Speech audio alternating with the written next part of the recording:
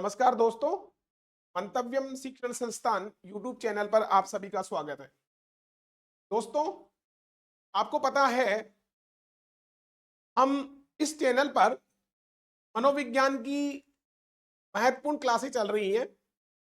मनोविज्ञान के जो भी क्वेश्चन आए हुए हैं परीक्षाओं में, जैसे रीट है, फर्स्ट ग्रेड है, सेकंड ग्रेड है और पुस्तकालय अध्यक्ष की हैं, इन सभी एचएम वाली जितनी भर्तियां हैं शिक्षक से संबंधित और ये पुस्तकालय अध्यक्ष के संबंधित, उन सभी आई हुए क्वेश्चनों का हमने समावेश करके और स्पष्टीकरण किया था, जिसमें हमारी एक यूनिट के सभी क्वेश्चंस हो गए थे मनोविज्ञान, शिक्षा और शिक्षा मनोविज्ञान। ये वाली जो यूनिट पहली यूनिट थी उसके सारे हम ऑब्जेक्टिव क्वेश्चंस वगैरह देख चुके हैं। अब उन ऑब्जेक्टिव क्वेश्चंस किस प्रकार से बने उसके संपूर्ण विषय का इस क्लास के अंतर्गत हम अध्ययन करेंगे।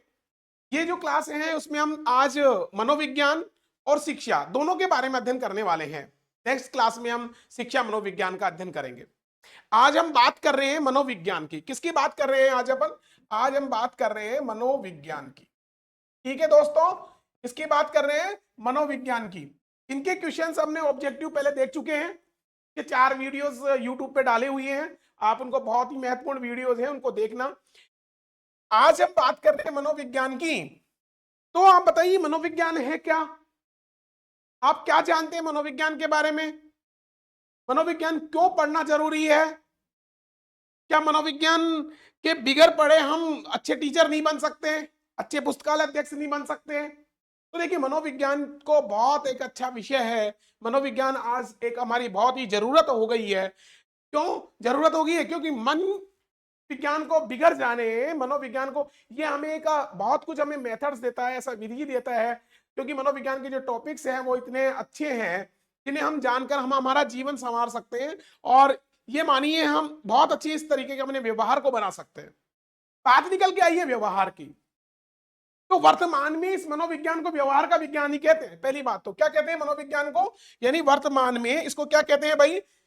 वर्तमान में इसको कहते हैं व्यवहार का विज्ञान। किसका विज्ञान कहते हैं? व्यवहार का विज्ञान। जब इसको वर्तमान में व्यवहार का विज्ञान कह रहे हैं, आज हम इसको व्यवहार का विज्ञान कहते हैं साइकोलॉजी को, तो क्या पहले भी यही कहते थे? क्या इसको व्यवहार का विज्ञान ही कहा गया है? ये आया कहां से है? तो जब हम इसकी बात करते हैं, किसका बैकग्राउंड इसका चेक करते हैं इस विषय का, तो हमें पता चलता है कि मनोविज्ञान जो है भाई, ये मनोविज्ञान के लिए प्रयोग किया जाता है साइकोलॉजी, PSYCHOLOGY, साइकोलॉजी। देखिए, इसी के नाम में इसका सब कुछ छुपा हुआ है।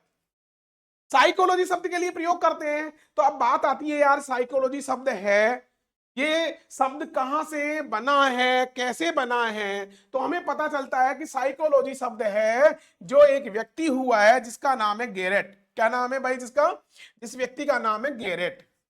ये जो गेरेट है भाई, ये गेरेट इसके 2 शब्दों से मिलके बताता है कि 2 शब्दों से मिलके बना है। वो 2 शब्द कौन से हैं? वो बोलता है साइकी और लोगस। एक शब्द बताता है वो साइकी और बोलता है लोगस से बना है ये भाई, लोगस। अब देखो, ये दोनों शब्द यानी ये क्या है? ग्रीक भाषा के हैं। किसके हैं? ग्रीक भाषा। ग्रीक भाषा की यदि हम बात करें, इसको यदि हम, ग्रीक को हम लैटिन भी कहते हैं, लैटिन भाषा। ग्रीक या लैटिन भाषा के अंतर्गत हमें बात मिलती है। साइकी का अर्थ ये बोलते हैं सोल, SOUL, सोल। और सोल को मानते हैं आत्मा। कौन मानता है ये आत्मा? ये आत्मा मानता है गैरेट। जबकि लोगस का अर्थ मानता है विज्ञान। क्या मानता है ये? विज्ञान या अध्ययन, विज्ञान या अध्ययन। तो गैरेट के अनुसार साइकोलॉजी शब्द साइकी और लोगस से बना है। साइकी का अर्थ सोल यानी आत्मा है और लोगस का अर्थ विज्ञान या अध्ययन है। इसीलिए ये निकल के सामने आता है कि ये आत्मा का विज्ञान है। किसका है? आत्मा का विज्ञान। अब यहां से आत्मा के विज्ञान से लेकर के वर्तमान के व्यवहार के विज्ञान तक के बीच की जो कहानी है, वही कहानी मनोविज्ञान का इतिहास। वही कहानी क्या है, इस मनोविज्ञान का इतिहास है भाई। और आज मैं इसी के बारे में आपसे चर्चाएं करने वाला हूं। और आप यदि मेरी क्लास को ध्यान से सुनेंगे तो ये पूरा टॉपिक आपको बिल्कुल क्लियर समझ में आएगा कि यहां से लेकर के आत्मा का विज्ञान से लेकर के व्यवहार के विज्ञान तक की कहानी को हम देखेंगे, किस तरीके से इस विषय का प्रादुर्भाव हुआ और एक अलग से कैसे पढ़ाया जाने लगा। अब ये मनोविज्ञान जो है आत्मा का विज्ञान है, ये वाली जो कहानी है, और साइकोलॉजी शब्द कहां से आया, तो ये देखिए इसकी जब कहानी में हम जाते हैं बैकग्राउंड में, तो साइकोलॉजिया नामक एक पुस्तक लिखी है भाई एक व्यक्ति ने। कौन सी पुस्तक लिखी है? साइकोलॉजिया। ये जो साइकोलॉजिया नामक पुस्तक जो लिखी है, वो लिखी है रूडोल्फ गोइकिल ने। किसने लिखी है भाई? ये पुस्तक लिखी है रूडोल्फ गोइकिल। ये रूडोल्फ गोइकिल ने 1590 में ये पुस्तक लिखी है। अब जब 1590 में लिखी है तो साइकोलॉजिया से साइकोलॉजी, और साइकोलॉजी जो बना इससे ये रूडोल्फ गोइकिल ने लिखी। अब 1590 का मतलब हो गया 16वीं शताब्दी। कौन सी शताब्दी हो गई भाई? 16वीं शताब्दी। अब ये 16वीं शताब्दी तक, यानी अरस्तु, प्लेटो, डेकार्टे के बाद से लेकर के यदि हम बात करते हैं, प्लेटो को देखते हैं तो 427 से 343 बीसी की बात होती है, और अरस्तु को देखते हैं तो 384 से लेकर के 322 बीसी की बातें हैं। वहां से लेकर के 16वीं शताब्दी तक ये जो विषय था संपूर्ण, ये दर्शन शास्त्र से संबंधित विषय रहा, क्योंकि आत्मा आत्मा आत्मा दर्शन शास्त्र का विषय है। ये संपूर्ण विषय दर्शन शास्त्र से रहा, इसीलिए इस मनोविज्ञान को दर्शन शास्त्र से उत्पन्न हुआ वह मानते हैं। किससे उत्पन्न हुआ मानते हैं? दर्शन शास्त्र से। इसीलिए दर्शन शास्त्र को मनोविज्ञान की जननी कहा गया है। यानी दर्शन शास्त्र को क्या कहते हैं? मनोविज्ञान की जननी। अब आप ये समझ रहे होंगे, देखिए मनोविज्ञान की जननी कौन है? दर्शन शास्त्र। मनोविज्ञान के लिए साइकोलॉजिया शब्द का प्रथम प्रयोग किसने किया? रूडोल्फ गोइकिल ने। साइकोलॉजिया से साइकोलॉजी को दो भागों में डिवाइड किया गैरेट ने। क्या डिवाइडेशन किया? साइकी और लोगस से बना है। साइकी का अर्थ गैरेट ने क्या माना? सोल यानी आत्मा, और लोगस का अर्थ क्या माना? विज्ञान। क्लियर है? आत्मा का विज्ञान और व्यवहार का विज्ञान। यहां तक की बात आपको समझ में आ गई भाई? क्लियर है यहां तक की सबसे पहले यानी मनोविज्ञान किसके विषय था? दर्शन शास्त्र का। मनोविज्ञान की जननी कौन है? दर्शन शास्त्र है। मनोविज्ञान की इंग्लिश में साइकोलॉजी शब्द का प्रयोग करते हैं। साइकोलॉजी शब्द की प्रथम बार प्रयोग रूडोल्फ गोइकिल ने अपनी पुस्तक कौन सी? साइकोलॉजिया में। कब किया? 1590 में। कौन सी शताब्दी? 16वीं शताब्दी। साइकोलॉजी शब्द के दो वर्गीकरण किसने किया? गैरेट ने। साइकी और लोगस। साइकी का अर्थ क्या माना? आत्मा। लोगस का क्या माना? विज्ञान। एक व्यक्ति और है जो साइकोलॉजी का वर्गीकरण करता है, जिसका नाम है पंपोलॉजी। क्या नाम है भाई? पंपोलॉजी। ये जो पंपोलॉजी है वो वर्गीकरण तो यही करता है, साइकी और लोगस होता है, बट वो पंपोलॉजी साइकी का अर्थ मानता है मन या मस्तिष्क। क्या मानता है भाई? मन या मस्तिष्क। कौन मान रहा है मन मस्तिष्क? ये पंपोलॉजी मानता है। अब साइकी का दोनों वर्गीकरण आपको ध्यान होना चाहिए। गैरेट के अनुसार आत्मा का विज्ञान और पंपोलॉजी के अनुसार मन या मस्तिष्क का विज्ञान। तो अब आपको देखिए तीसरा विषय और समझ में आने वाला है। पहले आत्मा का हुआ, उसके बाद में ये क्या हो गया? मन या मस्तिष्क का हो गया। क्या हो गया? मन या मस्तिष्क का विषय हो गया। क्रमिक विकास देख रहे हैं हम। तो यहां साइकोलॉजी के यहां तक ये बातें समझ में आ गई। अब मनोविज्ञान के अंतर्गत अपन चलते हैं। यानी मनोविज्ञान की उत्पत्ति किससे हुई? दर्शन शास्त्र से। मनोविज्ञान की जननी कौन? दर्शन शास्त्र। मनोविज्ञान को क्या कहते हैं? साइकोलॉजी। साइकोलॉजिया शब्द का प्रयोग किसने किया? साइकोलॉजी क्या किया? रूडोल्फ गोइकिल ने। कब किया? 1590 में। कौन सी शताब्दी में किया? 16वीं शताब्दी में। साइकोलॉजिया जो शब्द साइकोलॉजी है उसको गैरेट ने कैसे विभाजन किया, साइकी और लोगस। साइकी का अर्थ क्या माना, सोल यानी आत्मा, लोगस का साइंस या विज्ञान। क्लियर है बात।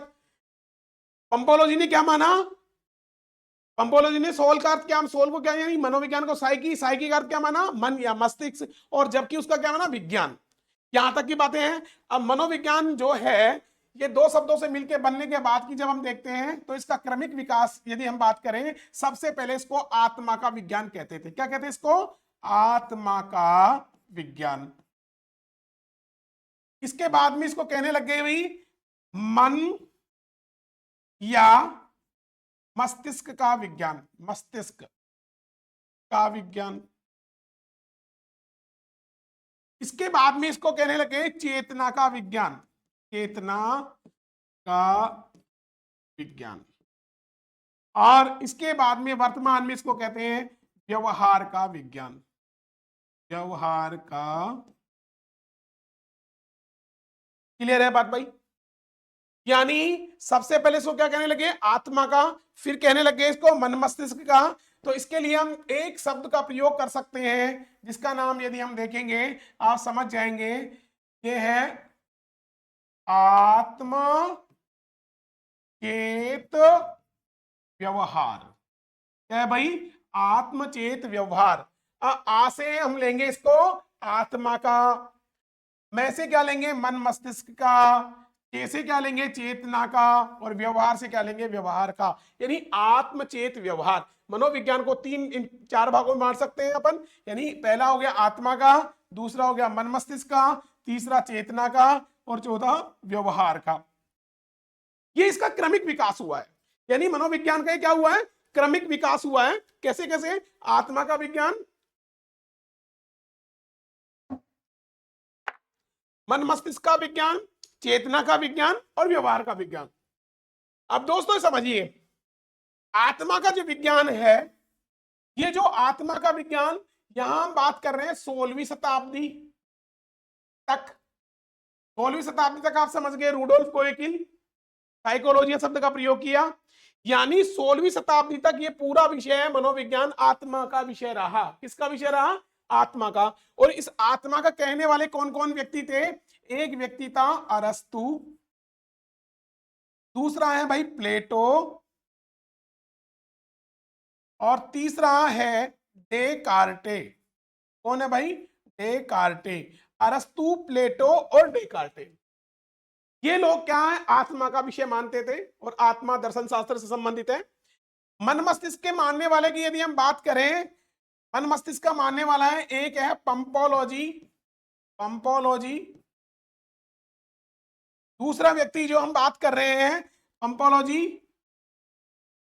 जॉन लॉक और थॉमस रीड। ये जो तीन व्यक्ति हैं, पंपोलॉजी, जॉन लॉक, थॉमस रीड, ये इसको मन और मस्तिष्क का मानते हैं। चेतना के व्यक्तियों मानने वाले की यदि हम बात करें तो एक है William Wundt, William Wundt, Titchener, T टीचिनर,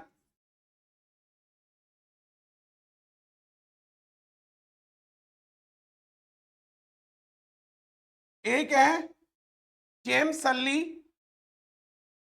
James Sully, और एक है विलियम जेम्स, विलियम जेम्स। ठीक है भाई। यानी Wundt, William Wundt, E V Titchener, James Sully और विलियम जेम्स। व्यवहार का मानने वालों की जब हम बात करते हैं तो एक है Skinner, Skinner, Woodworth, Woodworth, Watson और मैकडुगल। कौन कौन है भाई, यानी आत्मा का विषय मानने वाले अरस्तु, प्लेटो, डेकार्टे, मन मस्तिष्क का मानने वाले पंपोलॉजी, जॉन लॉक, थॉमस रीड, चेतना का मानने वाले William Wundt, E V Titchener, James Sully और विलियम जेम्स, व्यवहार का स्किनर, वुडवर्थ, वाटसन और मैकडुगल। अब ये जो आत्मा का मान रहे हैं वो 16वीं शताब्दी तक विषय रहा है, ये 16वीं शताब्दी तक। 17वीं और 18वीं में यह परिभाषाएं आने लग गई। अगर मन मस्तिष्क का विज्ञान होता है, 19वीं में चेतनावादी चेतना का विज्ञान होने लगा और 20वीं शताब्दी में व्यवहार का विज्ञान मानते हैं। 20वीं शताब्दी से आज तक इस विषय को हम व्यवहार का विषय मानते हैं। तो अब यहां ये बात सामने आती है कि आत्मा का विज्ञान, मन मस्तिष्क का विज्ञान, चेतना का विज्ञान, व्यवहार का विज्ञान, इसका एक क्रमिक जो विकास हुआ है। मनोविज्ञान की अवस्थाएं भी मानी गई हैं। अब मनोविज्ञान की अवस्थाएं कितनी होती है? 4 होती हैं, आत्मा, मन मस्तिष्क, चेतना और व्यवहार। ठीक है, ये जरूरत कहां पड़ गई, क्यों इसको आत्मा के विज्ञान को हम छोड़ना पड़ा, आत्मा के विज्ञान का क्यों त्याग करना पड़ा, मन मस्तिष्क की जो परिभाषाएं थी उसको क्यों छोड़ा, चेतना को क्यों बहिष्कृत किया और व्यवहार तक कैसे आया, तो ये बातें हम समझते हैं। देखिए देखिए दोस्तों, मैं पहले कह चुका हूं कि मनोविज्ञान दर्शन शास्त्र से संबंधित है, यानी पूरा का पूरा विषय मनोविज्ञान का जो पहले था दर्शन शास्त्र से संबंधित था। यानी दर्शन शास्त्र से निकल करके ही ये विषय का एक अलग से नामकरण किया गया है, जो हम व्यवहार का विज्ञान कहते हैं, उसका अलग से एक नामकरण हुआ है। और ये नामकरण डायरेक्ट ऐसे ही नहीं हुआ है, क्योंकि देखो यथा नाम तथा गुण है। जब हम किसी का नाम लेते हैं तो उसमें गुण भी मौजूद होने चाहिए। यदि उसमें गुण मौजूद नहीं है तो नामकरण सार्थक नहीं होता है। नामकरण की सार्थकता जब ही सिद्ध है जब उसमें उसके गुण भी मौजूद हों। जैसे नाम तो नैन सुख और आंखों से काना, तो नाम तो लक्ष्मीबाई टको ने एक, नाम तो कुबेर रख देते हैं। तो ऐसे ही जब आत्मा का विज्ञान रखा तो इसके नाम की सार्थकता नहीं हो रही। क्योंकि यहां देखिए, आप बात करें अपन आत्मा का विज्ञान की, जब बात करते हैं कौन से विज्ञान की, आत्मा के विज्ञान की जब हम बात करते हैं तो आत्मा के विज्ञान में क्या सामने आती है? आत्मा जो होती है, आत्मा ये क्या है भाई, किसे कहते हैं आत्मा, और विज्ञान क्या कहते हैं? देखिए दोनों विपरीत हैं। आत्मा का प्रत्यक्षीकरण नहीं होता और विज्ञान प्रत्यक्ष प्रमाण को ही मानता है। आत्मा का क्या नहीं होता? आत्मा का प्रत्यक्षीकरण नहीं होता और विज्ञान किसको मानता है? प्रत्यक्ष को ही मानता है। तो ये विज्ञान, आत्मा किसका, आत्मा का क्या नहीं हो रहा? प्रत्यक्षीकरण नहीं हो रहा, प्रत्यक्षीकरण नहीं होता आत्मा का। तो परंतु विज्ञान क्या है? प्रत्यक्ष प्रमाण को ही मानता है, प्रत्यक्ष को मानता है। अब ये प्रत्यक्ष को मान रहा है, मानता है, आत्मा का प्रत्यक्षीकरण नहीं हो रहा, इसीलिए इसकी जो परिभाषाएं हैं आत्मा का विज्ञान, यह परिभाषाएं सार्थक नहीं होती हैं, घटती नहीं है, इसीलिए आत्मा का विज्ञान को त्याग करना पड़ा। दोस्तों आत्मा होती क्या है, कैसे, क्या आत्मा का प्रत्यक्षीकरण नहीं होता? क्योंकि देखो दर्शन शास्त्र में तो आत्मा के बारे में बहुत कुछ बातें मिल जाएंगी। जैसे गीता दर्शन, भगवत गीता की हम बात करें तो आत्मा के बारे में बहुत कुछ मिला है।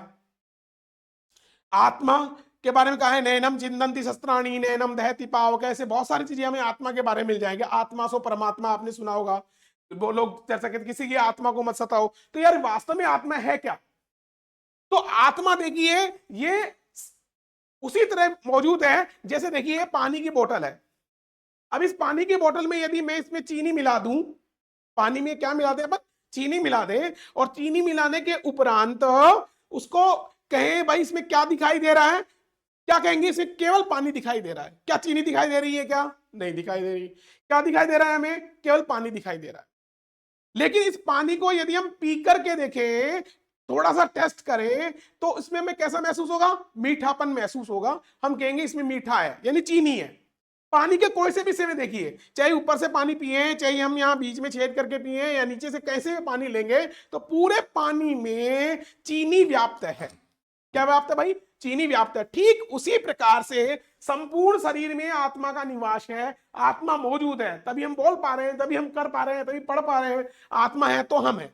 तो ये आत्मा केवल दिखाई नहीं दे रही है, मना नहीं कर सकते, लेकिन क्या है? आत्मा हमें दिखाई नहीं दे रही। ठीक उसी प्रकार से जब कोई वस्तु दिखाई नहीं दे रही, जिसका प्रत्यक्षीकरण ही नहीं हो रहा है, तो वो विज्ञान कैसे हो सकता है? ऐसी ये सारी मन मस्तिष्क वाले लोगों ने इस तरह के खंडन मंडन इत्यादि किया 16वीं शताब्दी के बाद, 17वीं शताब्दी और 18वीं शताब्दी के दौरान। तो लोगों ने ये माना कि मनोविज्ञान आत्मा का विज्ञान नहीं है। मनोविज्ञान किसका विज्ञान नहीं है? आत्मा का विज्ञान नहीं है। मनोविज्ञान तो मन और मस्तिष्क का विज्ञान है। किसका विज्ञान है? मन और मस्तिष्क का विज्ञान है। तो यहां मन और मस्तिष्क का विज्ञान माना गया, क्योंकि प्रत्यक्षीकरण नहीं हो रहा। जब प्रत्यक्षीकरण नहीं हो रहा तो इसको क्या मान लिया? अगर मनोविज्ञान क्या है? मनोविज्ञान तो आत्मा का विज्ञान नहीं है। अब आप देखिए, प्रत्यक्ष किसे कहते हैं? किसे कहते हैं भाई प्रत्यक्ष? देखो, हम बात कर रहे हैं कि आत्मा का क्या नहीं हो रहा है यहां पे? आत्मा का क्या नहीं हो रहा? प्रत्यक्षीकरण नहीं हो रहा। प्रत्यक्षीकरण, जब आत्मा का प्रत्यक्षीकरण नहीं हो रहा, तो प्रत्यक्षीकरण नहीं हो रहा तो क्या हो रहा है? क्योंकि प्रत्यक्ष नहीं हो रहा। प्रत्यक्ष किसे कहते हैं? इंद्रिय जन्य ज्ञानम प्रत्यक्षम, यानी इंद्रियों के द्वारा जनित जो ज्ञान है उसे हम प्रत्यक्ष कहते हैं। इंद्रियों के द्वारा, किसके द्वारा?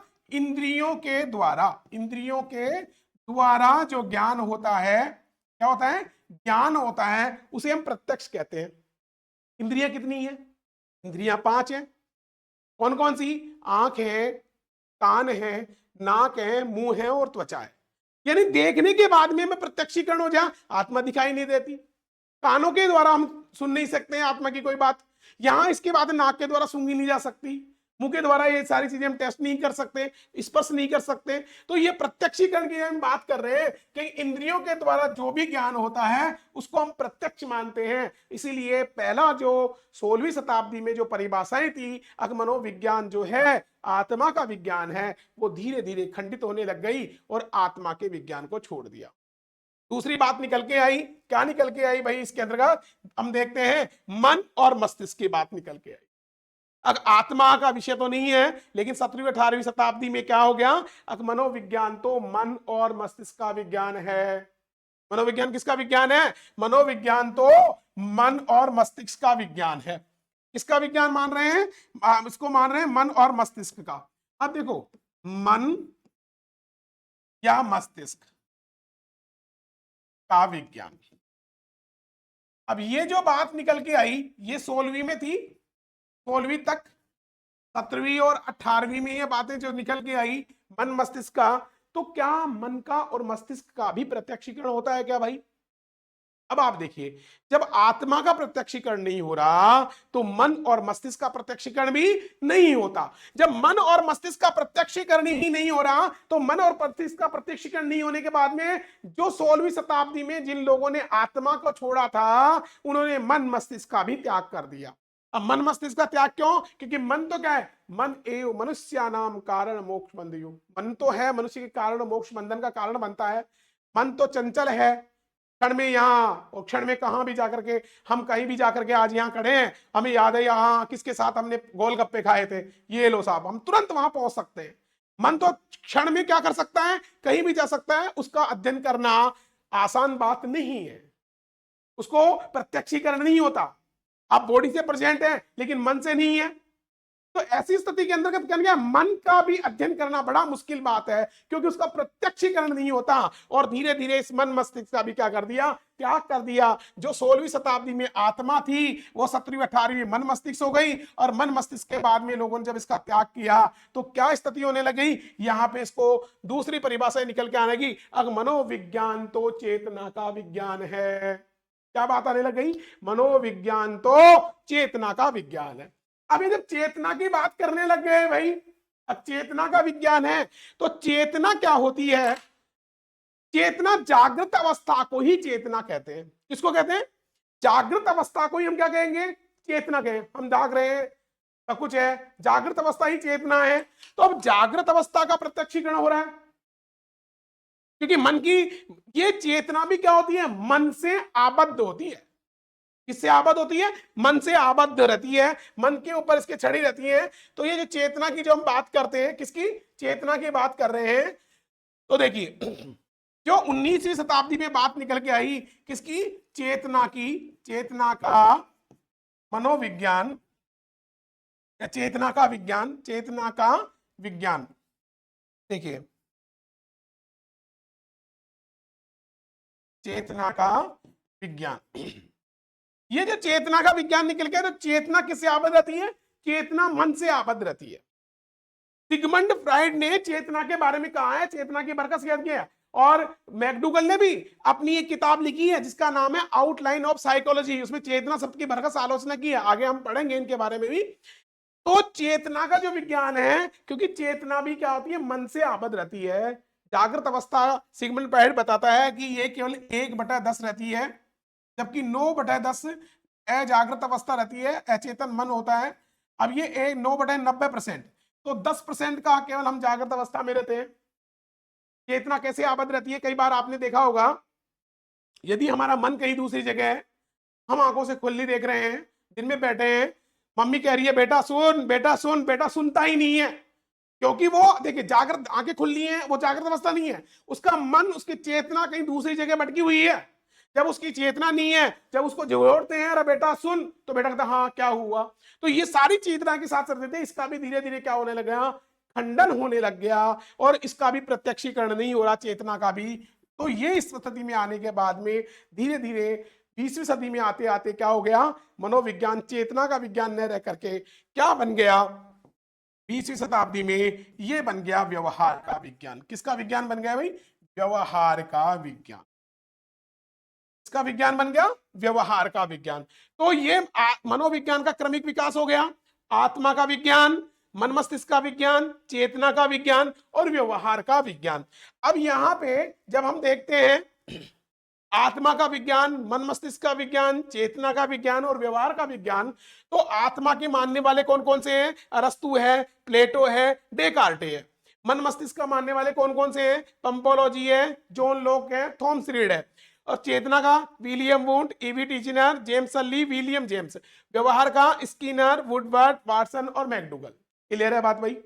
यानी ये लोग इसकी, अब एक बात निकल के आती है, सबसे पहले मनोविज्ञान ने आत्मा को छोड़ा, मन मस्तिष्क का त्याग किया, चेतना का बहिष्कार किया, और आज मनोविज्ञान व्यवहार का विज्ञान है। आज मनोविज्ञान किसका विज्ञान है, व्यवहार का विज्ञान है। यहां तक की बात आपको समझ में आ गई भाई।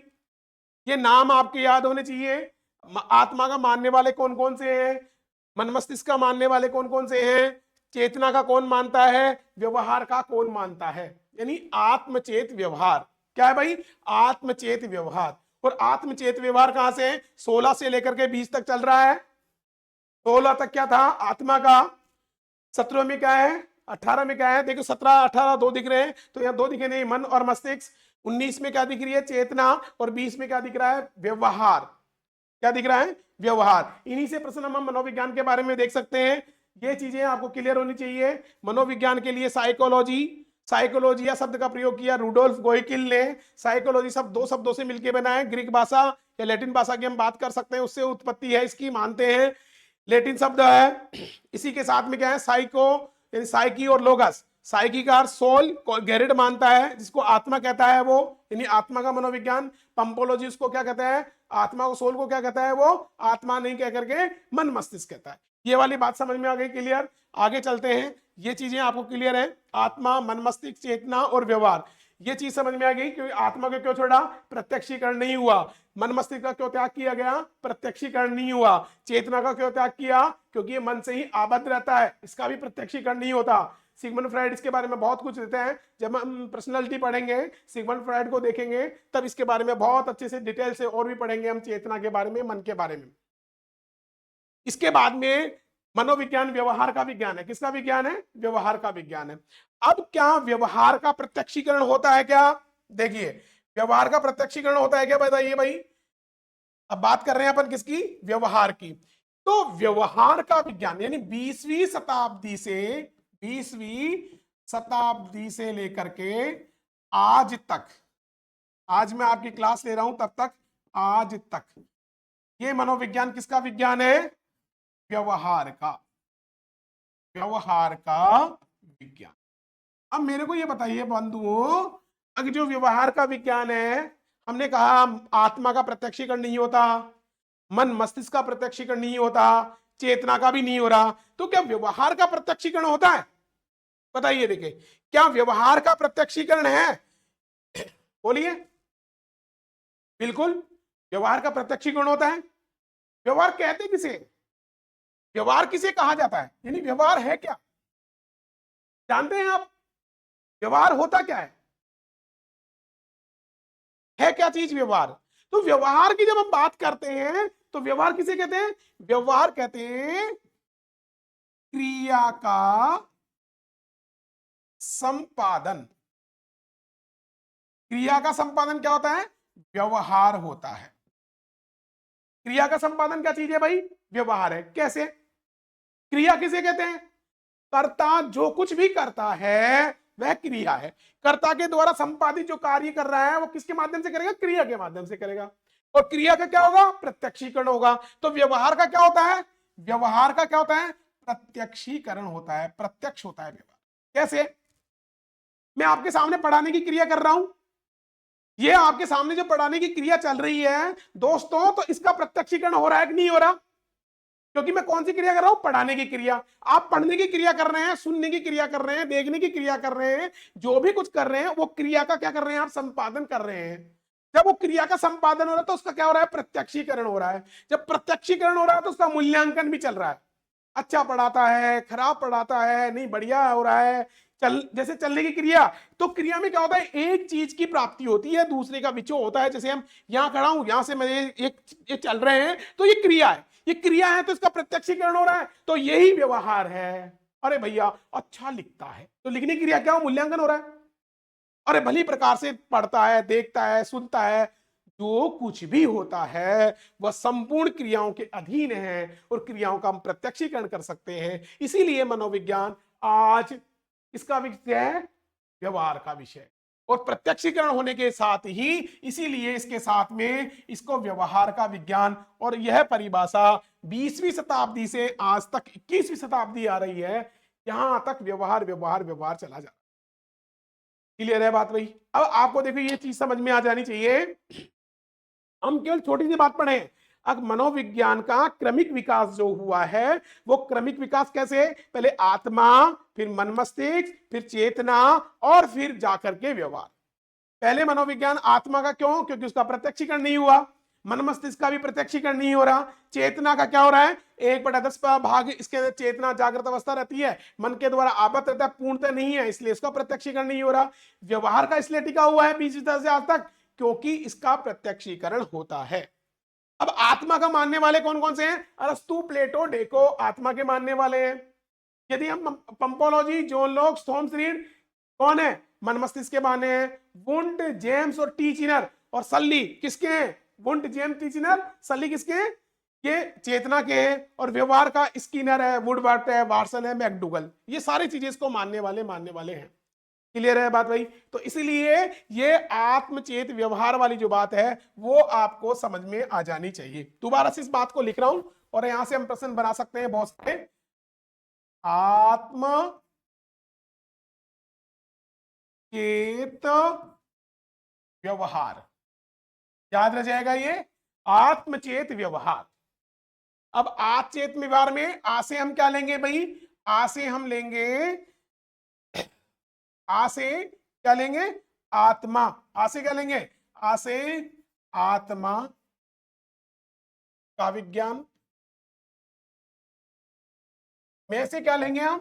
में से लेंगे मन या मस्तिष्क, मस्तिष्क का विज्ञान, का विज्ञान।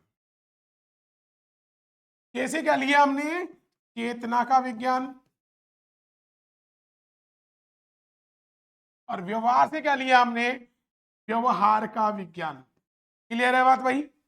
इसी के साथ में देखिए, आत्मचेत व्यवहार की जो हम बात कर रहे हैं, यानी आत्मा की बात हुई 16वीं शताब्दी तक, 16वीं शताब्दी तक। मन मस्तिष्क की बात कर रहे हैं तो 17वीं और 18वीं शताब्दी। चेतना की बात कर रहे हैं तो 19वीं, और व्यवहार की बात कर रहे हैं तो 20वीं शताब्दी। अब ये आत्मा का मानने वाले कौन कौन से हैं? आत्मा का मानने वाले हैं अरस्तु, दोबारा से लिख रहा हूं मैं, और इसका कौन है? प्लेटो, और एक है भाई डेकार्टे। कौन है? डेकार्टे। मन मस्तिष्क के मानने वाले कौन कौन से हैं? मन मस्तिष्क की मानने वाले हैं पंपोलॉजी। कौन है भाई? एक तो है पंपोलॉजी, एक है जॉन लॉक, जॉन लॉक, और एक है थॉमस रीड, थॉमस रीड। चेतना की मानने वाले कौन कौन से हैं? विलियम वुंट,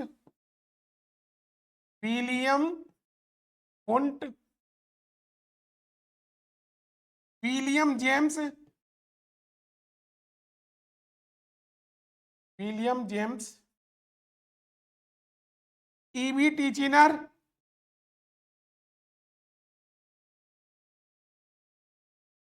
और एक है जेम्स सल्ली। ठीक है। ठीक उसी प्रकार से देखिए व्यवहार की बात करें, व्यवहार में है स्किनर, एक है वुडवर्थ, वाटसन, और एक है मैकडुगल। क्लियर है? अब यहां से प्रश्न बनते हैं भाई, ये ध्यान रखना। अरस्तु कौन है? आत्मा के मानने वाले कौन कौन से हैं? अरस्तु, प्लेटो, डेकार्टे। मन मस्तिष्क के पंपोलॉजी, जॉन लॉक्स, थॉमस रीड। चेतना के William Wundt, William James, E B Titchener, James Sully, Skinner, Woodworth, Watson. ये क्या है? व्यवहारवादी है। कौन है भाई? ये व्यवहारवादी है। अब आप देखो, यदि पूछा जाता है प्राचीन मनोविज्ञान का जनक, प्राचीन मनोविज्ञान का जनक कौन है? प्राचीन मनोविज्ञान का जनक माना है भाई अरस्तु को। प्राचीन मनोविज्ञान का जनक किसको माना है? अरस्तु को। यही बात, यदि बातें अब जो थॉर्नडाइक है वो प्लेटो को मानता है। यदि पूछा जाए सामान्य से प्राचीन मनोविज्ञान का जनक कौन है? अरस्तु। ठीक उसी प्रकार से जो साइकोलॉजी के अंतर्गत सोल, आत्मा है, उस आत्मा को मन मस्तिष्क का मानने वाला कौन है? पंपोलॉजी। कौन है? पंपोलॉजी। ठीक उसी प्रकार से देखिए, ये जो विलियम वुंट है, ये विलियम वुंट ने 1879 के अंतर्गत लिप्जिंग, कहां पे भाई? लिप्जिंग, जर्मनी में। लिप्जिंग, लिप्जिंग में क्या किया? एक प्रयोगशाला बनाई, व्यवहार का अध्ययन करने के लिए। क्या बनाई इन्होंने? एक प्रयोगशाला बनाई। यानी प्रयोगशाला बनाने के लिए जो प्रयोगशाला बनाई लिप्जिंग में 1879 में, कौन सी शताब्दी हो गई 1879 की? 19वीं शताब्दी।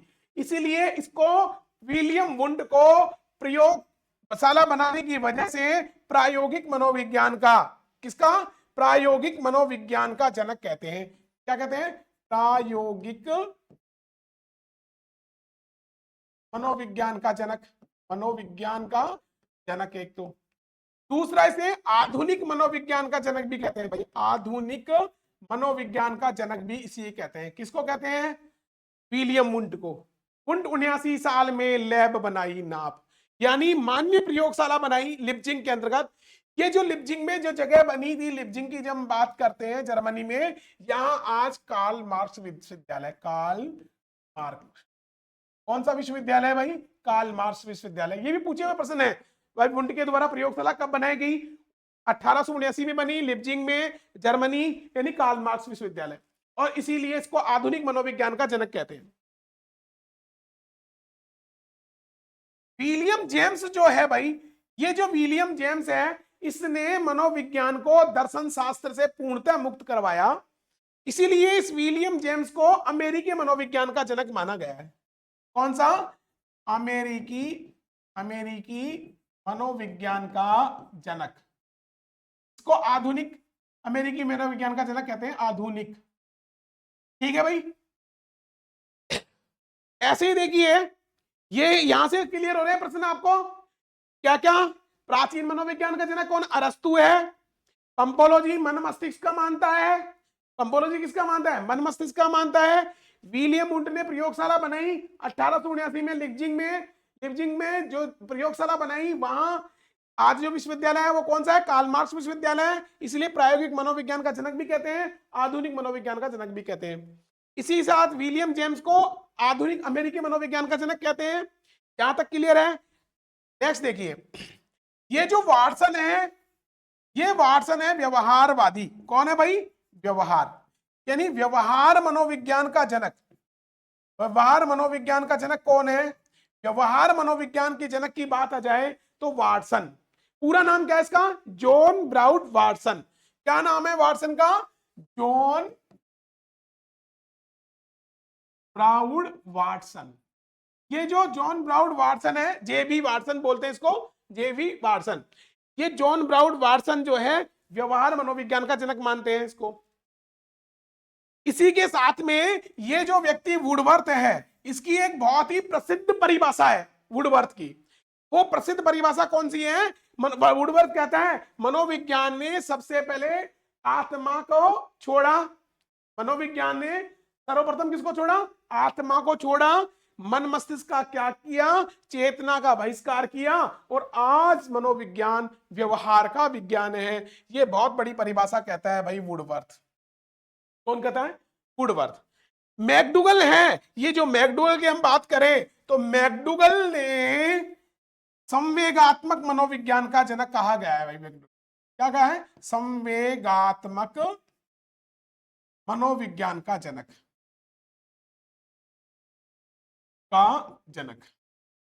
किसे कहते हैं? मैकडूगल को क्या कहते हैं? संवेगात्मक मनोविज्ञान। इन्हें मूल प्रवृत्तियां और संवेगों की बात की है, इन्होंने 14 बताए हैं। वो 14 के बारे में हम चर्चा करेंगे जब आगे पढ़ेंगे तब। केवल इतना यहां ध्यान रखिए, अगर मैकडूगल ने क्या है? संवेगात्मक मनोविज्ञान का जनक माना गया है, संवेगात्मक मनोविज्ञान की बात की है। ऐसे ही देखिए जो स्किनर है, ये स्किनर कहता है अगर व्यवहार के साथ साथ में, किसके साथ में? यही स्किनर क्या कहता है? व्यवहार, एक तो व्यवहार के साथ अनुभव पर बल देता है। अनुभव बनने के बाद ही व्यवहार और अनुभव को ही मनोविज्ञान मानता है। व्यवहार में अनुभव परिणित होते हैं, क्योंकि आप देखते हैं छोटा बच्चा क्या होता है? अनुभव के साथ धीरे धीरे धीरे धीरे सीखता है व्यक्ति, अनुभव से ही सब कुछ कार्य होता है, तो अनुभव के मानते हैं। तो यहां से बहुत सारे प्रश्न हमें इसको मनोविज्ञान से बनते हैं। आपको दिख रहा होगा, देखिए मैं दोबारा रिकॉल करवा देता हूं। मनोविज्ञान है, मनोविज्ञान के साइकोलॉजी, साइकोलॉजी को यदि हम बात करें तो रुडोल्फ गोयकिल साइकोलॉजी शब्द का प्रयोग किया। कब किया? 1590 में, 16वीं शताब्दी में। 16वीं शताब्दी के अंतर्गत ही आत्माता का विज्ञान मानने लगे, आत्माता का सारी होने लगी। इससे पहले अरस्तु, प्लेटो, डेकार्ट से लेकर के यहां तक की कहानी है। इसके बाद में देखा साइकी और लोगस, गैरेट ने किया साइकी का अर्थ आत्मा, पंपोलॉजी ने किया उसका मन और मस्तिष्क। ठीक है, अब यहाँ पे आत्मा का 16वीं शताब्दी तक रहा, बाद में मन मस्तिष्क का आया, फिर चेतना का और फिर व्यवहार का। चारों अवस्थाएं आपके सामने हैं। इसके बाद में देखिए अरस्तु को प्राचीन मनोविज्ञान का जनक मानते हैं। पंपोलॉजी मन और मस्तिष्क की स्थिति के अंतर्गत है। विलियम वुंड आधुनिक मनोविज्ञान का जनक है, साथ में प्रायोगिक मनोविज्ञान का जनक भी इसको मानते हैं। विलियम वुंड ने एक प्रयोगशाला बनाई थी 1879 के अंतर्गत लिप्जिग में, उसका कार्ल मार्क्स विश्वविद्यालय। देखिए इससे पहले भी एक प्रयोगशाला बनी थी, जो प्रयोगशाला बनाई थी जीएस हॉल ने अमेरिका में 1833 में। किसने बनाई थी? जीएस हॉल 1833 में। परंतु क्या हुआ, वो जीएस हॉल के द्वारा जो प्रयोगशाला बनी थी वो प्रयोगशाला अमान्य थी, क्योंकि उसमें जो प्रणीत किया गया, जब प्रयोग किया गया तो असफल रहे, इसलिए उसको अमान्य प्रयोगशाला घोषित करते हैं। इसीलिए प्रयोगशाला का जनक इसी को मानते हैं। किसको मानते हैं? विलियम वुंड को। विलियम जेम्स की यदि हम बात करें, इन्होंने मनोविज्ञान को दर्शन शास्त्र पूर्णतः मुक्त करने की स्थिति में लाए, इसीलिए विलियम जेम्स को आधुनिक अमेरिकी मनोविज्ञान का जनक मानते हैं। ठीक है, वुडवर्थ की जो परिभाषा आपको याद होनी चाहिए, क्योंकि बहुत बार इस परिभाषा को पूछा है। मनोविज्ञान ने सबसे पहले आत्मा को छोड़ा, मन मस्तिष्क का त्याग किया, चेतना का बहिष्कार किया, और आज मनोविज्ञान व्यवहार का विज्ञान है। किसने कहा? वुडवर्थ ने कहा। इसके बाद में यदि हम वाटसन के देखें, ये व्यवहारवादी मनोविज्ञान का जनक है। मैकडूगल है संवेगात्मक मनोविज्ञान का जनक है। क्लियर है बात भाई? आपको ये बात समझ में आ गई क्या? आगे चले, यहां तक की कहानी क्लियर है? यानी मनोविज्ञान के चारों हम इसको देख सकते हैं, 4 भागों में देख सकते हैं। ठीक है, मैकडूगल ने एक पुस्तक भी लिखी है भाई, और मैकडूगल की जो पुस्तक है इसका नाम है आउटलाइन ऑफ साइकोलॉजी। यानी मैकडूगल, विलियम मैकडूगल, पूरा नाम क्या है इसका? William McDougall. विलियम मैकडूगल ने, ये जनक है भाई संवेगात्मक मनोविज्ञान का, संवेगात्मक मनोविज्ञान का जनक माना गया है इसको, जनक। अब संवेगात्मक मनोविज्ञान का जनक। अब देखो इसको, पुस्तक का क्या नाम है इसका? पुस्तक का नाम है आउटलाइन ऑफ साइकोलॉजी। क्या नाम है भाई इसको? Outline of psychology.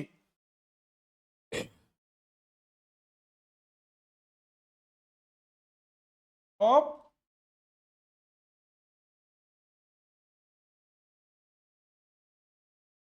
Outline of psychology. ये जो आउटलाइन ऑफ साइकोलॉजी है ये किसने लिखी? मैकडूगल ने।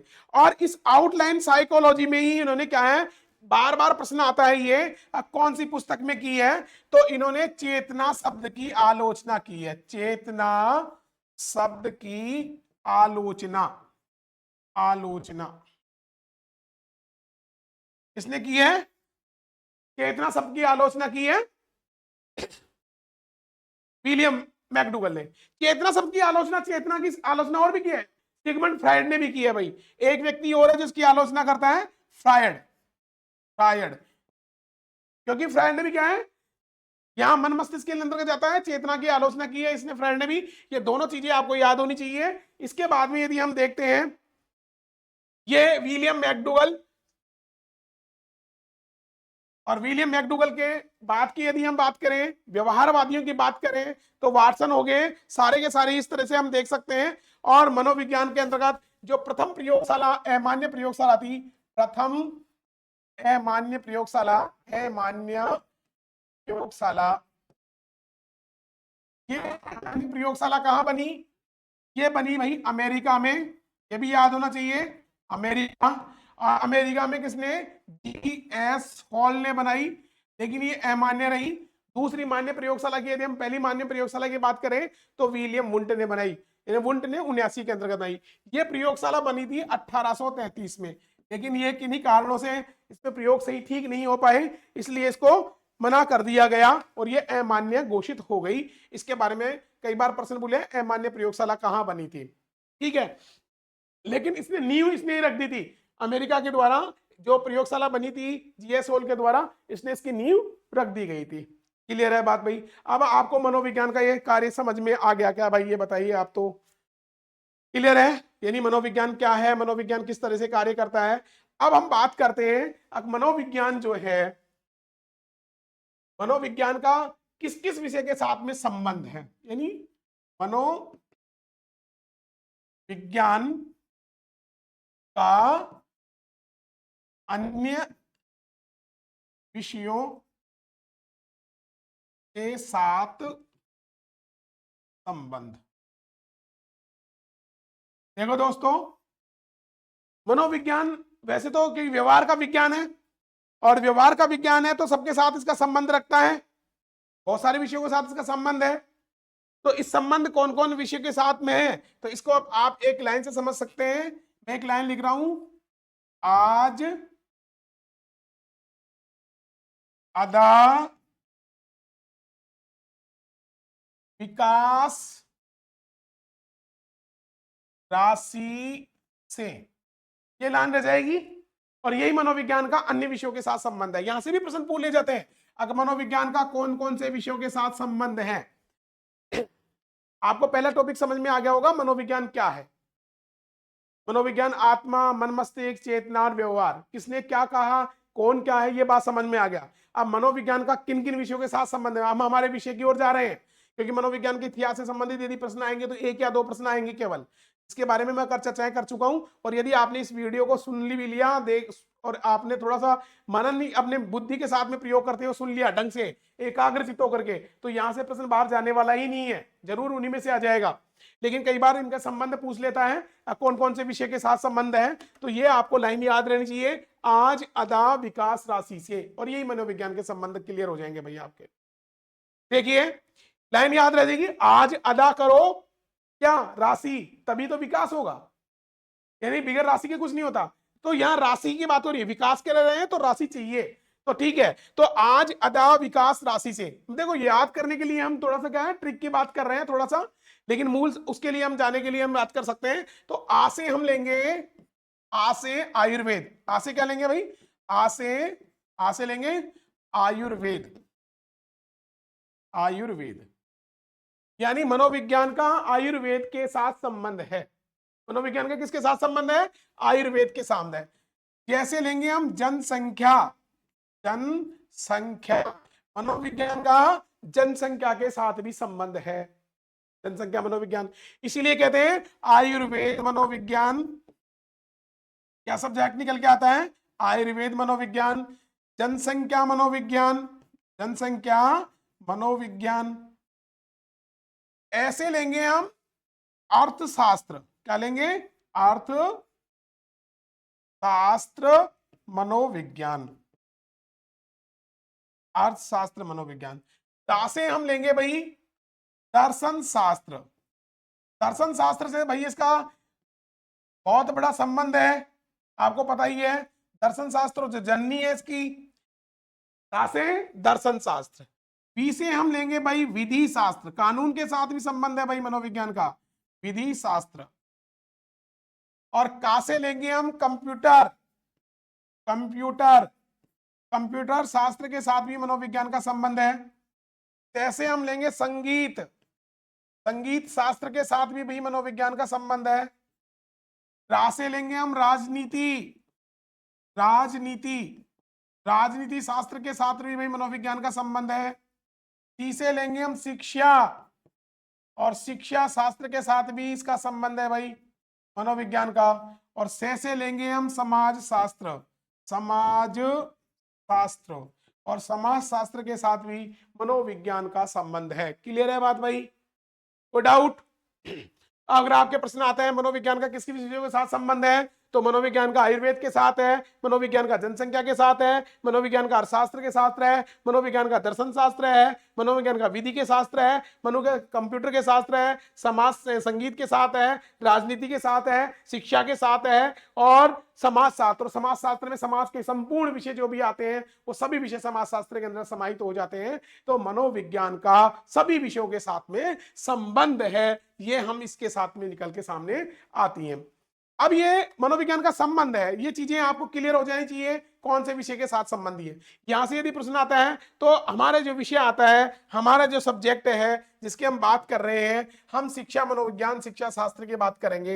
ये हमारे शिक्षा शास्त्र के अंतर्गत आते हैं सारे के सारे, शिक्षा मनोविज्ञान की बात की जाती है। जितनी भी परीक्षाएं आती हैं, क्योंकि यहाँ बालक के व्यवहार को देखा जाता है, बुद्धि को देखा जाता है, इंटेलिजेंस है, व्यक्तित्व है, यानी व्यक्तिगत विभिन्नताएं हैं, अधिगम है ना, बाल विकास है, ये संपूर्ण कार्य इसके अंतर्गत हम देखते हैं सारे के सारे। इसके बारे में हम विस्तृत अध्ययन भी करेंगे। पहले मनोविज्ञान का कर रहे हैं, फिर शिक्षा का करेंगे, फिर शिक्षा शास्त्र के अंतर्गत चलेंगे, शिक्षा मनोविज्ञान में जाएंगे। आगे चलते हैं। मनोविज्ञान के कुछ क्षेत्र भी हैं, कई बार पूछ लिया जाता है मनोविज्ञान के कौन कौन से क्षेत्र हैं, तो ये चीज भी हम देखते हैं भाई, मनोविज्ञान का किन किन विषयों के साथ संबंध है, ये आपको बात समझ में आ गई। अब मनोविज्ञान के जो क्षेत्र हैं उनकी बात हम बात कर रहे हैं। किसकी बात कर रहे हैं? मनोविज्ञान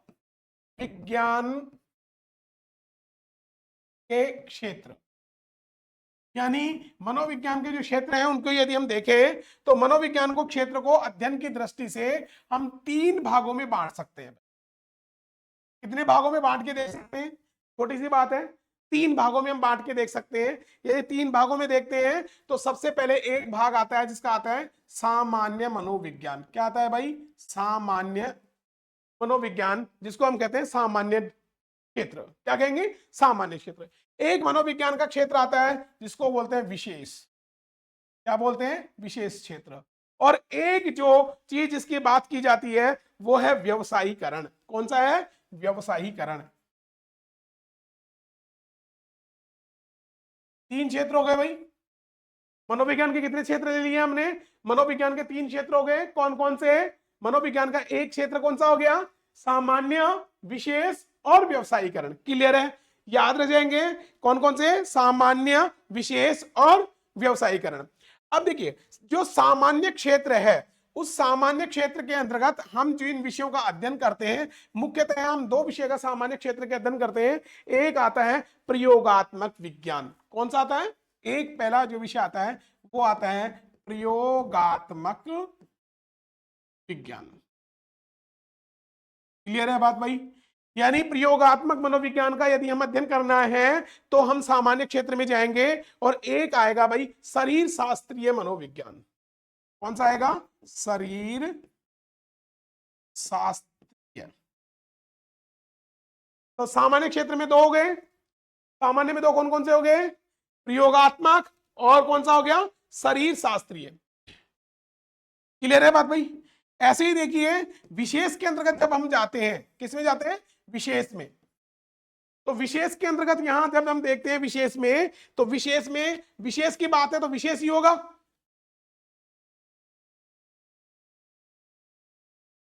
विशेष में क्या होगा? विशेष ही होगा। तो विशेष यानी किसी क्षेत्र विशेष की बात कर रहे हैं यहां पे हम। तो इसके अंतर्गत आता है देखो पशु मनोविज्ञान। कौन सा आता है? पशु मनोविज्ञान। क्लियर है? कौन सा आएगा? पशु मनोविज्ञान। अब ये देखो विशेष क्षेत्र की बात कर रहे हैं, किसी एक क्षेत्र विशेष में, यानी पशुओं के बारे में बात करेंगे इसके अंतर्गत। पशुओं का विकास क्रम है, वो सारी चीजें पशु मनोविज्ञान जो विशेष क्षेत्र की आती है। ऐसे ही आता है इसमें पशु के साथ में यदि हम बात करें, एक आता है बाल मनोविज्ञान। कौन सा आता है? बाल मनोविज्ञान। अब बाल मनोविज्ञान हम हमारे सिलेबस में भी है। बाल मनोविज्ञान के बाद में यदि हम बात करें, एक आता है किशोर मनोविज्ञान। कौन सा आता है? किशोर मनोविज्ञान। किशोर मनोविज्ञान। एक आता है भाई इसमें प्रौढ़ मनोविज्ञान। देखो अवस्था विशेषों की बात हो रही है यहाँ पे, यानी पशु विशेष में चला गया, बाल मनोविज्ञान विशेष में, किशोर मनोविज्ञान विशेष में, प्रौढ़ मनोविज्ञान विशेष में, और एक आता है विभेदात्मक मनोविज्ञान। कौन सा होता है? विभेदात्मक मनोविज्ञान। यह भी विशेष क्षेत्र के अंतर्गत आता है भाई। कौन सा? विभेदात्मक। और विभेदात्मक में यदि एक आता है व्यक्तिगत मनोविज्ञान। कौन सा आता है? यदि और बात करें तो मन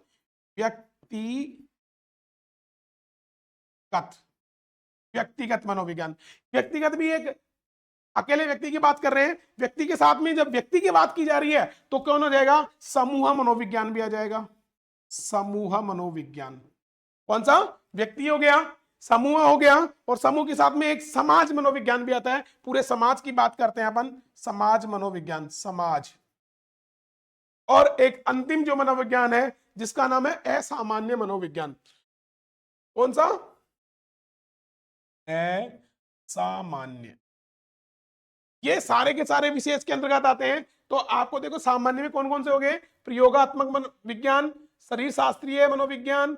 यहां विशेष में कौन कौन सा हो गया? पशु मनोविज्ञान, बाल मनोविज्ञान, किशोर मनोविज्ञान, प्रौढ़ मनोविज्ञान, विभेदात्मक मनोविज्ञान, व्यक्तिगत मनोविज्ञान, समूह मनोविज्ञान, समाज मनोविज्ञान और असामान्य मनोविज्ञान। क्लियर है? अब बात करते हैं अपन, किसकी बात करते हैं? अब बात यदि हम करें तो बात करते हैं व्यवसायीकरण की। किसकी करते हैं? व्यवसायीकरण में कौन कौन से? देखो नाम से ही आपको पता चल रहा है व्यवसायीकरण।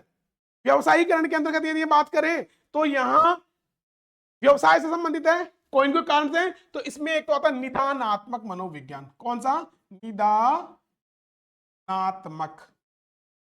निदानात्मक मनोविज्ञान। क्लियर है बात भाई? निदानात्मक विधि भी है। निदान का मतलब होता है कारणों का पता लगाना। क्या होता है? कारणों का पता लगाना। एक होता है व्यवसायी। कौन सा होता है? व्यवसायिक मनोविज्ञान। जो व्यवसाय जो भी करते हैं अपन, व्यवसाय से संबंधित व्यवसायिक मनोविज्ञान, ये भी व्यवसायीकरण में आता है भाई। तीसरे की बात करें, निदान है, व्यवसाय है, और एक अंतर्गत जो बात कर रहे हैं शिक्षा मनोविज्ञान, यह भी किसके अंतर्गत आता है भाई? व्यवसाय के अंतर्गत आता है, शिक्षा मनोविज्ञान। याद रह जाएंगे भाई, आपको ये याद करना पड़ेगा हमें टोटली किन किन चीजों के अंतर्गत देते हैं। और एक जो प्रबंधन होता है, जो फर्स्ट ग्रेड में चलता है, स्कूल प्रबंधन, स्कूल मैनेजमेंट, तो प्रबंधन मनोविज्ञान, यहाँ पर मैनेजमेंट की बात की जाए, कोई भी मैनेजमेंट हो, किसी भी, चाहे आपका स्कूल मैनेजमेंट हो या आपका होटल मैनेजमेंट हो, वहां पर साइकोलॉजी होती है, और वो साइकोलॉजी भी क्या व्यवसायीकरण के अंतर्गत जाती है, प्रबंधन मनोविज्ञान। और एक आती है अभियांत्रिकी मनोविज्ञान, लास्ट की यदि हम बात करें। कौन से? अभियांत्रिकी,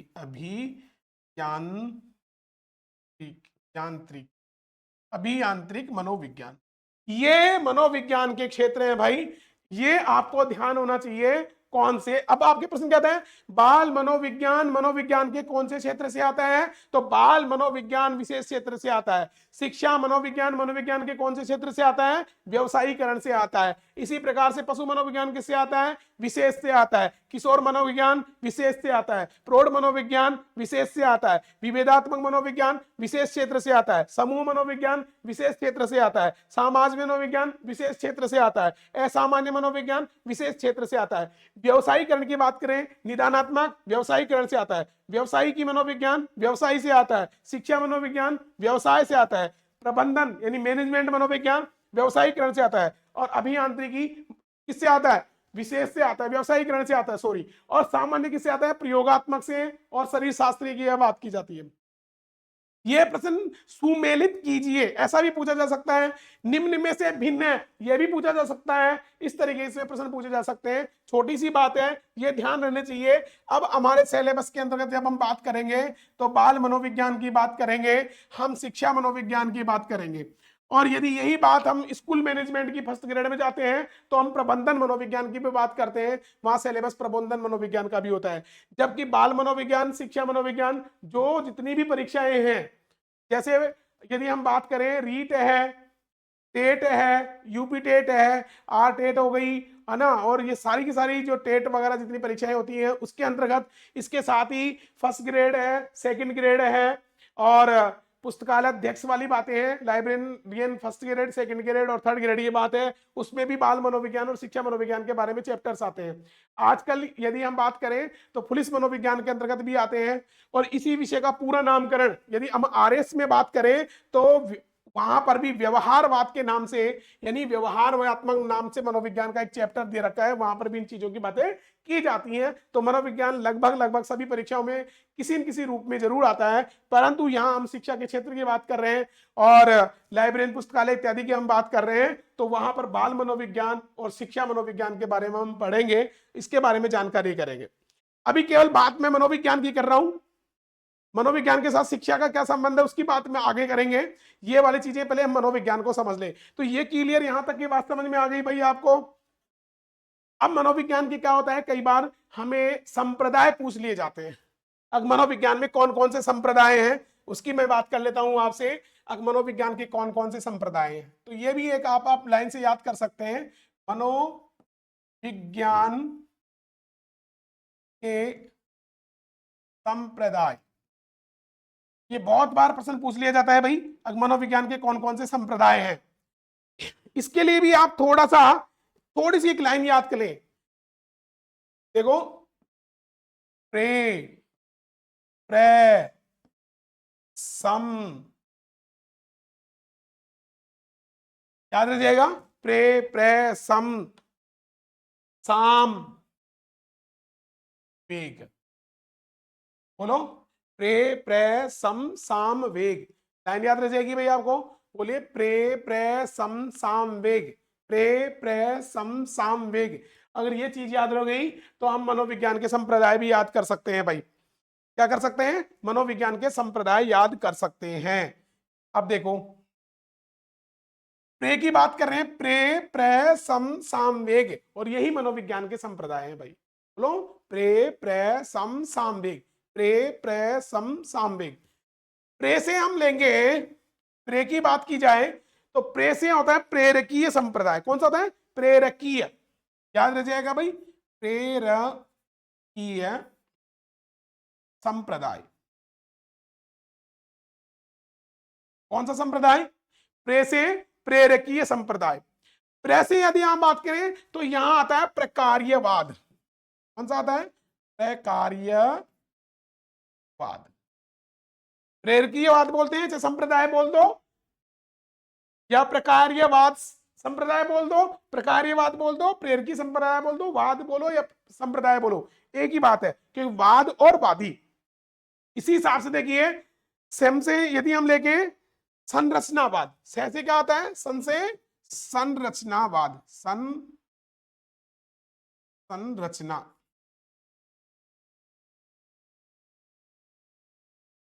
संरचनावाद। सा से यदि हम ले, सा की बात यदि हम करें तो सा से होता है साचर्यवाद। कौन सा होता है, सा से साचर्य। साहचर्यवाद।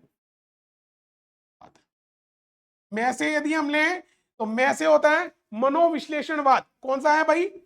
मनोविश्लेषणवाद।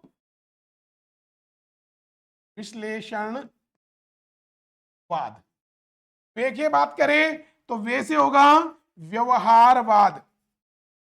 व्यवहारवाद। और गैसे यदि हम बात करें गेस्टाल्टवाद। गेस्टाल्ट थ्योरी है ना भाई, वही। क्लियर है? तो मनोविज्ञान के संप्रदाय से संबंधित यदि प्रश्न आता है, एक एक के बारे में पढ़ेंगे अपन। अब मनोविज्ञान कौन सा संप्रदाय, कौन है, क्या है, कौन जनक है, कौन कौन से हो गए? प्रेरकीय संप्रदाय, प्रकार्यवाद, संरचनावाद, साचर्यवाद, मनोविश्लेषणवाद, व्यवहारवाद, गेस्टाल्टवाद। प्रे प्र सम सामवेग। प्रे प्र सम सामवेग याद होना चाहिए। प्रे प्र सम सामवेग। प्रे प्र सम सामवेग। प्रे से प्रेरकीय, प्रे से प्रकार्यवाद, से संरचनावाद, सा से साचर्यवाद, में से मनोविश्लेषणवाद, वे से व्यवहारवाद, और गे से गेस्टाल्टवाद। क्लियर है? अब यहां पे जब हम बात करते हैं प्रेरकीय संप्रदाय, तो प्रेरकीय संप्रदाय किसे कहते हैं, प्रेरकीय संप्रदाय के कौन जनक हैं? तो देखिए, पहले यदि हम बात करें, सबसे पहले प्रेरकीय संप्रदाय की बात करते हैं। किसकी बात करते हैं अपन? प्रेरकीय संप्रदाय की बात करते हैं। देखिए क्या है प्रेरकीय, क्या आप इसको जान सकते हैं भाई? प्रेरकीय संप्रदाय को, इसको प्रेरक संप्रदाय भी कहते हैं। क्या कहते हैं इसको? देखो, प्रेरकीयों को हम क्या कहते हैं? इसको प्रेरक भी कहते हैं। प्रेरक, यानी इस संप्रदाय का अपर नाम क्या हो गया? प्रेरक संप्रदाय हो गया। क्लियर है? अब ये प्रेरक जो है, इसका जनक कौन है प्रेरकीय संप्रदाय का? तो प्रेरकीय संप्रदाय का जनक यदि हम बात करें तो इसका जनक है विलियम मैकडूगल। अभी व्यवहारवाद में अपन ने पढ़ा था मैकडूगल को, तो यहां इसका जनक कौन आ गया? William McDougall. ये कौन है भाई इसका जनक? इसका इसका अपर नाम प्रेरकीय, प्रेरक संप्रदाय भी है। तो विलियम मैकडूगल वही है जिसने संवेगात्मक मनोविज्ञान की बात करते हैं, जिन्होंने संवेग दिए हैं। और इसमें क्या होता है, इनका मानना है कि कोई भी कारण जो होता है, कार्य जो होता है, उसमें कोई न कोई प्रेरक जरूर होता है। विघन कार्य के पीछे कोई न कोई क्या कारण जरूर होता है। विघन कारण के, विघन प्रेरणा के कोई कार्य संपन्न नहीं हो सकता। इसीलिए इसको हम क्या है, संप्रदाय को जो कोई न कोई कारण है, तो कारण का मतलब कोई प्रयोजन है। क्या चीज है? यानी कोई भी कार्य के पीछे क्या होता है? पीछे कोई कारण होता है, कोई कारण या प्रयोजन होता है। प्रयोजन क्या होता है? प्रयोजन। इसीलिए इस संप्रदाय को एक नाम और क्या दिया है? प्रयोजनवाद। क्या देते हैं इसको? प्रयोजनवाद।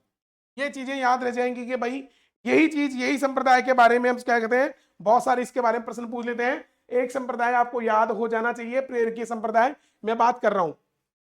प्रेरकीय संप्रदाय, प्रेरकियों को क्या कहते हैं हम? प्रेरक संप्रदाय भी कहते हैं।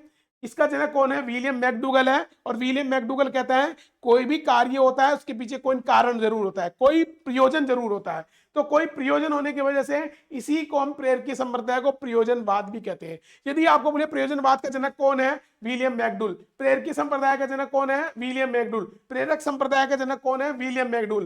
कार्य, यानी कोई कार्य के पीछे कारण होता है, प्रयोजन होता है, कौन मानता है? ये प्रेरकीय संप्रदाय के लोग मानते हैं। क्लियर है क्या बात भाई? एक संप्रदाय आपका, बोलिए। यदि प्रश्न पूछा जाएगा तो यही इसके अंतर्गत पूछा जाएगा, कौन इसके अंतर्गत क्या है, कैसे है, क्या नहीं है। अब दूसरे संप्रदाय की बात करें अपन, जिसका नाम है प्रकार्यवाद। ये समझ में आ गया? क्लियर है बात भाई? नेक्स्ट की बात करें अपन, जब कौन सा है? प्रकार्यवाद। आगे चलते हैं, देखो अपन इसको, कौन सा है? प्रकार्यवाद। यानी दूसरा संप्रदाय कौन सा हो गया? प्रकार्यवाद। अब इस प्रकार्यवाद के बारे में आप क्या जानते हैं भाई? बोलिए। देखिए, यानी प्रकार्यवाद जो है, इसके बारे में यदि हम बात करें प्रकार्यवाद के बारे में, तो जॉन डीवी, एक तो आपने नाम सुना हो, तो सुना है कि भाई जॉन डीवी का नाम? प्रकार्यवाद में जॉन डीवी, विलियम जेम्स, ये जो लोग हैं, और एक एंजल। कौन कौन से? एक तो जॉन डीवी,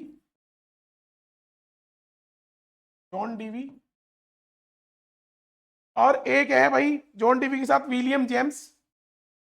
कौन है? विलियम जेम्स, याद रह जाएगा। जॉन डीवी, विलियम जेम्स और एक एंजल। कौन है? एंजल।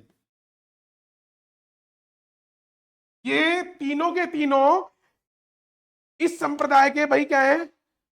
इस संप्रदाय को मानने वाले हैं, इस संप्रदाय की जानकारी रखने वाले हैं। कौन कौन से? जॉन डीवी, विलियम जेम्स और एंजल। ये तीनों के तीनों कहां, यदि हम बात करें, अमेरिका से संबंध रखते हैं। किससे संबंध रखते हैं ये? अमेरिका से। याद रह जाएगा, अमेरिका। इसके साथ ही देखिए जो प्रकार्यवाद है, ये प्रकार्यवाद पाठ्यक्रम पर बल देता है।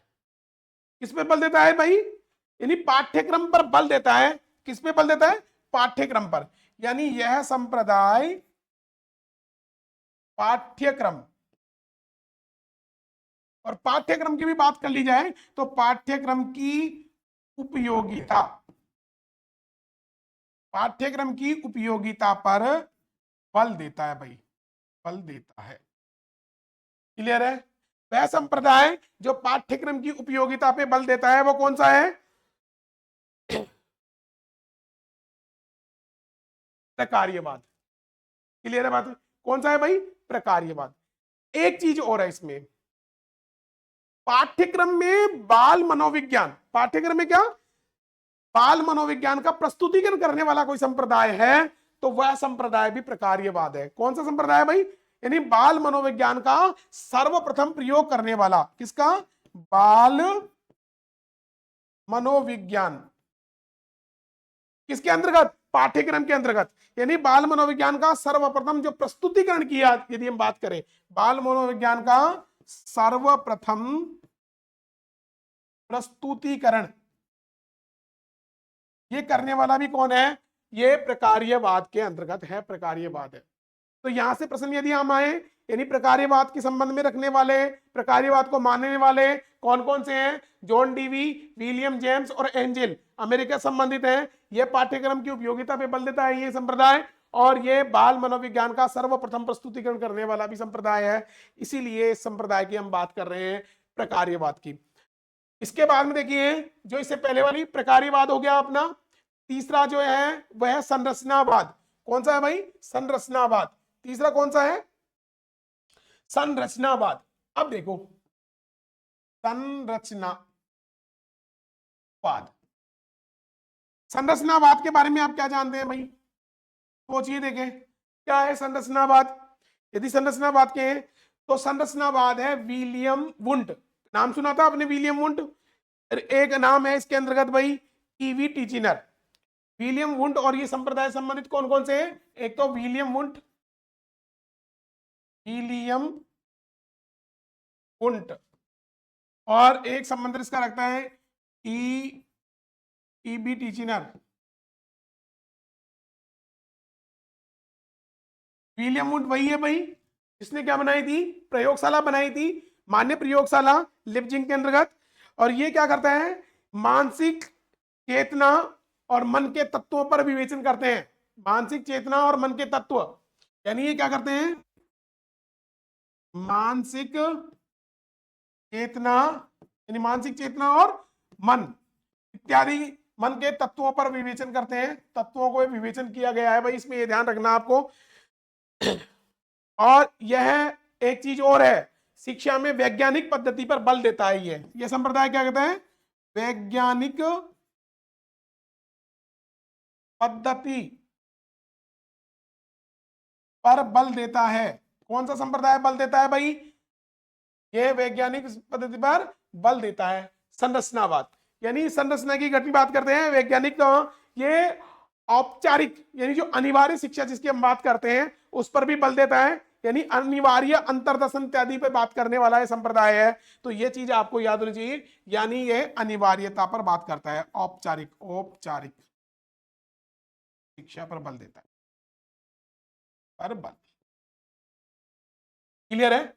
यानी आपके तीन संप्रदाय हो गए, कौन कौन से? देखिए,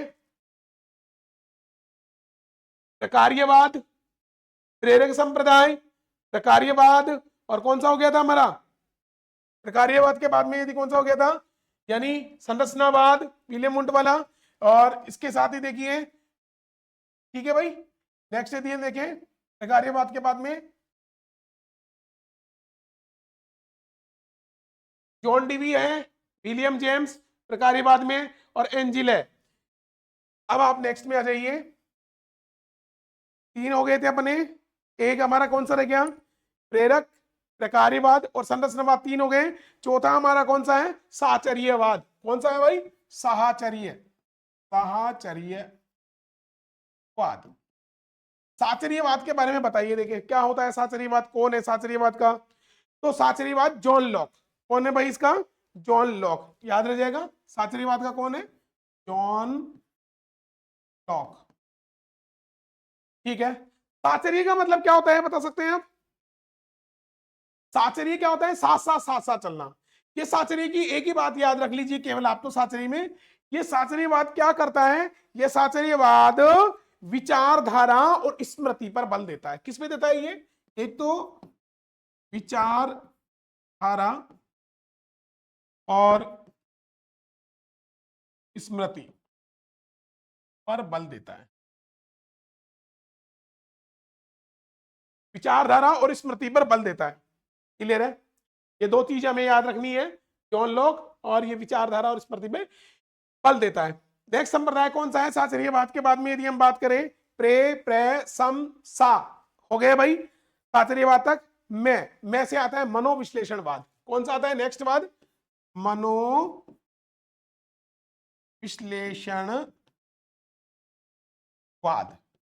ये देखिए जो मनोविश्लेषणवाद है, आपको मनोविश्लेषणवाद सिगमंड फ्राइड ने दिया है। किसने दिया है, सिगमंड फ्राइड, यानी इसका कौन है, Sigmund Freud, Sigmund Freud.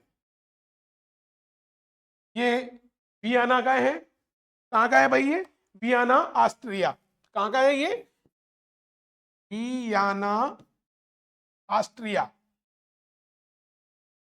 Austria. और इसने मनोविश्लेषण के अंतर्गत क्या किया है, चेतन, अचेतन और अर्धचेतन, यानी मन की तीन अवस्थाएं बताई है इन्होंने, चेतन, अवचेतन किसी को कहा इन्होंने, और तीसरी है अचेतन भी कहा इसको, अचेतन। और तीसरी जो अवस्था है भाई वो है अर्धचेतन, अर्धचेतन। इसके बारे में बात करता है कौन, मनोविश्लेषणवाद के अंतर्गत। किसके अंतर्गत, मनोविश्लेषणवाद के अंतर्गत ये चीजें दी है। और ये पूरा का पूरा एक इसकी सबसे महत्वपूर्ण बात जो है, जो आपको याद होनी चाहिए मनोविश्लेषणवाद की, वो ये है भाई, ये बाल केंद्रित शिक्षा पर बल देता है। किस पे देता है ये, बाल केंद्रित शिक्षा पर बल देता है, शिक्षा पर बल देता है। ये आपको याद ही होनी चाहिए, आगे बाल केंद्रित शिक्षा पर बल देने वाला संप्रदाय है। अब प्रे प्रे सम सा और मैं, यानी मनोविश्लेषण तो ये बात होगी। अब हम बात करते हैं नेक्स्ट जो संप्रदाय है वो है व्यवहारवाद। कौन सा है भाई, व्यवहारवाद। इस व्यवहारवाद के अंतर्गत यदि हम देखें तो व्यवहारवाद के अंतर्गत पहली बात तो कौन है इसका, क्योंकि व्यवहारवाद मनोविज्ञान हम पढ़ ही रहे हैं। व्यवहारवाद में जेवी वाटसन, कौन है भाई,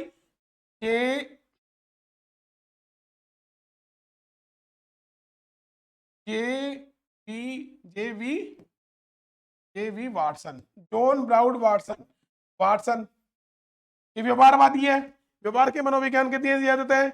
यानी ये मानव व्यवहार का अध्ययन करवाता है। किसका करवाता है, ये के अंतर्गत कहते हैं मानव व्यवहार का अध्ययन किया जाता है, अध्ययन करते हैं इसके अंतर्गत। क्लियर है।